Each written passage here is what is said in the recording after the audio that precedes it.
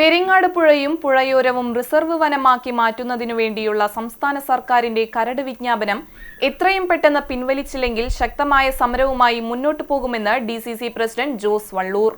ഈ നാട്ടിൽ അങ്ങോളം ഇങ്ങോളം ദുഃഖകരമായ, അപമാനകരമായ, ദുരിതപൂർണമായ ഒരു അവസ്ഥയിലേക്ക് നാടിനെ മാറ്റാൻ ശ്രമിക്കുമ്പോൾ നമ്മുടെയൊക്കെ പരിമിതമായ ജീവിത സൗകര്യങ്ങൾ നിഷേധിക്കുന്ന രീതിയിലേക്ക് മാറ്റാൻ ശ്രമിക്കുമ്പോൾ അതിനെതിരെയുള്ള പോരാട്ടങ്ങൾക്ക്, അതിനെതിരെയുള്ള സമരങ്ങൾക്ക് നേതൃത്വം കൊടുക്കാൻ ജനാധിപത്യ വിശ്വാസികൾ തയ്യാറാകും, ഒരു സംശയവും വേണ്ട.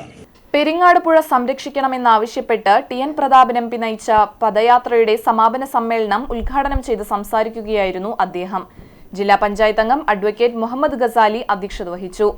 മുൻ MLA അനിൽ അക്കര, UDF നിയോജക മണ്ഡലം chairman KK Babu, KPCC secretary CC Sreekumar, Muslim League ജില്ലാ വൈസ് പ്രസിഡന്റ് അസ്കർ അലി തങ്ങൾ, കേരള കോൺഗ്രസ് ജില്ലാ സെക്രട്ടറി NJ ലിയോ, DCC സെക്രട്ടറിമാരായ PK രാജൻ, KB ജയറാം എന്നിവർ സംസാരിച്ചു.